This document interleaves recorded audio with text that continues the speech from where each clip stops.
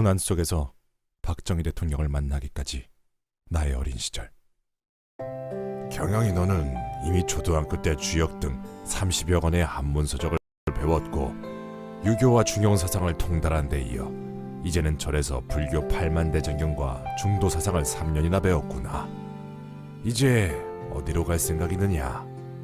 고등과정을 배우기 위해 협성산업 전수학교로 들어가려고 합니다. 그래, 나는 곧 미국으로 떠난다. 총명한 기운이 가득한 너인 만큼 알아서 다 잘할 것으로 생각한다. 경영이 너를 믿는다. 감사합니다, 스님. 스님은 미국으로 포교차 떠나셨다.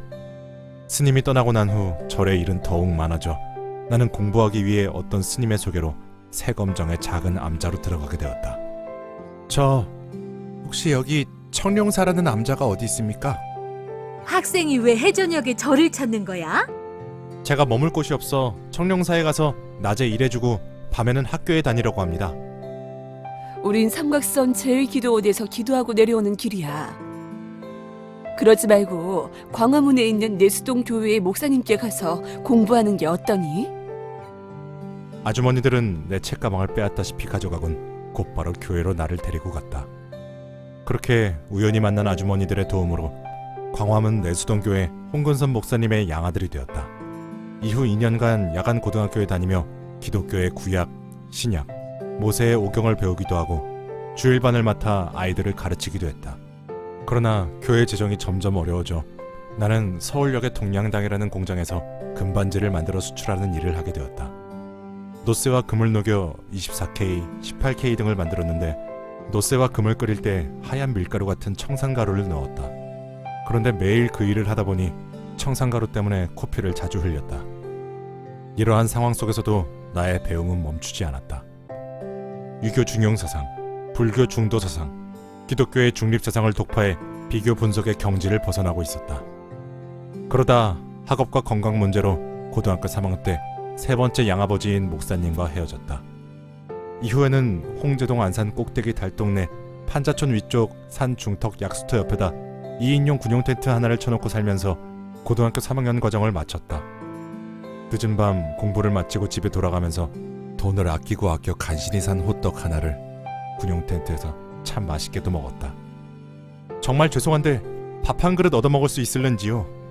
그러나 호떡을 살 수 없는 날도 많았다. 낮에 볼펜 행상을 하는데 돈벌이가 시원찮을 때도 있던 것이다. 그런 날은 효자동, 옥인동, 팔판동, 궁정동, 내수동, 사직동, 향촌동 등의 한옥을 찾아다니며 사정을 이야기한 후 밥 한 그릇과 냉수를 얻어먹었다. 그렇게 한 끼를 먹고 나면 온종일 천막 속에서 시험 공부에만 매진했다. 아이고 이런, 어쩌면 좋니. 여기 내 아들이 먹는 보약인데 한참 먹거라. 감사합니다. 우리 아이랑 나이가 비슷해 보이는데 어찌 이런 고생을 하노. 한 번은 내 또래의 고등학생 아들을 둔 아주머니가 나의 앙상한 모습을 보고 눈물을 흘리며 아들이 먹는 보약 한 첩을 건넸다. 아주머니는 오래도록 내 손을 붙잡고 우셨다. 또 한겨울에는 너무 추웠지만 내복이 없어 교복 속에 신문지를 넣고 학교에 다니다 친구들에게 들켜 망신을 당한 적도 있다. 또 어떤 때는 한참 잠을 자고 있는데 텐트 속에 노루가 들어오기도 하고 들쥐가 들어와 잠자는 나의 코끝을 무는 등 수많은 일이 있었다.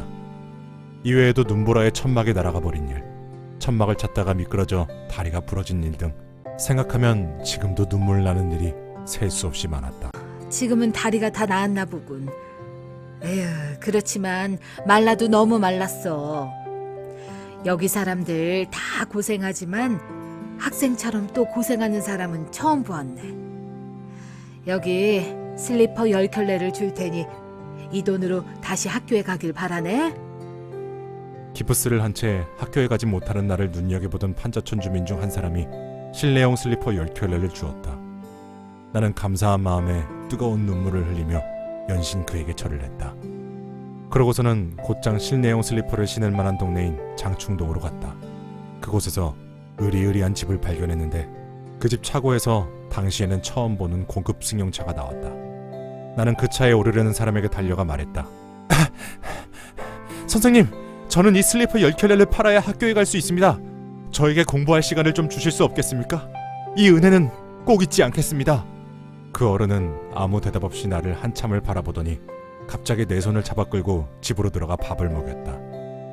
그러고는 조용히 내가 살아온 사연을 듣더니 그는 나지막이 말했다. 자네 나의 양아들이 되어주지 않겠나? 나중에서야 알고 보니 그는 바로 한국 첫째 재벌인 이병철 회장이었다. 그렇다. 산꼭대기에서 2인용 군용 텐트에서 생사의 고비를 넘나들던 내가 한국 첫째 재벌의 양아들이 된 것이다. 이후로는 양아버지의 권고로 한국 첫째 그룹의 인사와 경영에 관한 자문을 하기 시작했고 수직 권위주의 경영을 수평 네트워크 경영으로 바꾸었다. 허경영님이 들어오시고 나서 사내 문화가 완전히 바뀌었어. 능력과 책임 제도로 사원 채용 시험을 시스템화하니 중역들의 개입이 사전 차단되지. 나이는 어리지만 정말 놀라울 정도로 대단한 분이다. 직원들의 나에 대한 칭찬은 끊이지 않았다. 그러나 그럴수록 더욱 겸손해지며 그룹 정비에 임했다.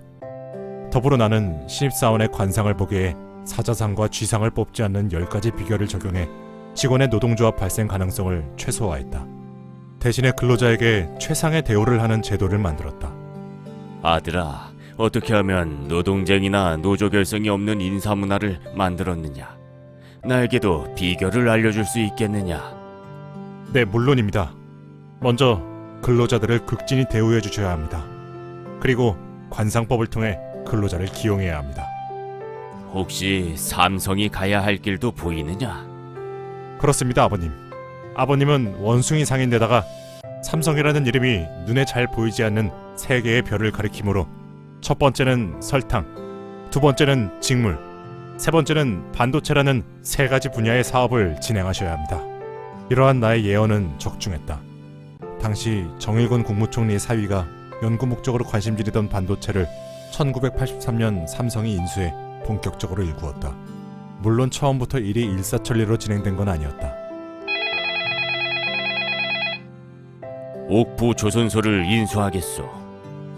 한번 심도 있게 논의해 봅시다. 아버님, 조선소를 인수하지 마십시오.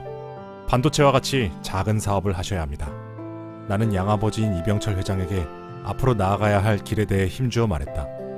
양아버지는 한국그룹에서 맹활약하는 나를 신뢰해 최종적으로 반도체를 사들였다. 삼성이 훗날 자동차 사업을 시작했지만 많은 어려움이 있었던 건 삼성의 이름과 사업이 맞지 않기 때문이었다. 현대의 현에는 왕이 있고 호랑이가 있다.